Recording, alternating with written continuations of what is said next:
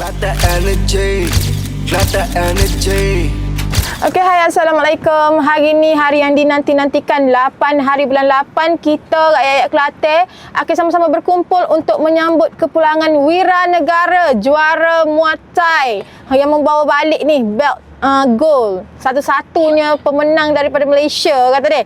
So Alhamdulillah, kita kesambut Alif Rakib hari ni dekat airport apa semua. So you all kena tengok video ni sampai habis. Kak Nori akan tunjuk kegemilangan, meriahnya sambutan rakyat Kelantan untuk Wiranegara kita. Cumanya awak janganlah duk kecam Kak Nori, oh tiba-tiba founder kecantikan, founder ni nak masuk capur pula Muay Thai. Dia bukan pasal Muay Thai ke founder gapo, kali ikut Kak Nori daripada dulu lagi duk support Alif Rakib, Adam Rakib ni. Kak Nori kepilkan sekali video yang kita pernah pergi perlawanan dia sebelum-sebelum ni. Cuma Kak Nori tak expose je, memang angin Muay Thai. Kak Nori ni suami pemain Muay Thai, anak pemain Muay Thai. So founder Kak Nori, Cik Na, Kak Farah JL dan juga Nasrum berpakat untuk orang kata meraihkan kepulangan Wiranegara sekali dengan rakyat-rakyat Kelantan, biar kata ada meneh kali ni. So awak jom tengok video ni sampai habis, okey?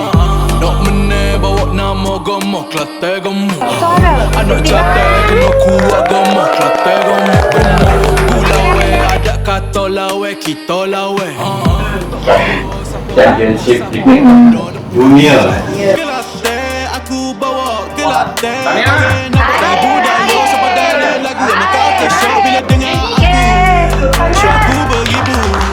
Jadi orang tahu. Fit on time tapi ramai organizer tipu. No kau tak say I'ma do it for legacy. Warga energy start session to remedy.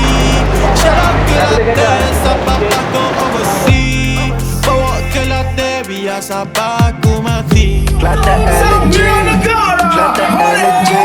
Let's go on the move. Nak buat prejudice. Bukan kemenangan sahaja yang telah bawa, tetapi nama Kelantan telah dijadikan satu sebutan untuk negeri Kelantan.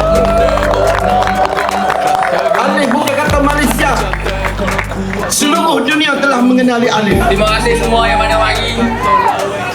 Seperti ada janji Alif nak bawa balik tali pinggang ni ke tanah Malaysia dan tanah Kelantan, dan Alif rasa bangga sangat orang Kelantan sambut Alif seperti hari ni. Terima kasih orang Malaysia dan orang Kelantan semua. To the high, we make it on rock, we make it on rock.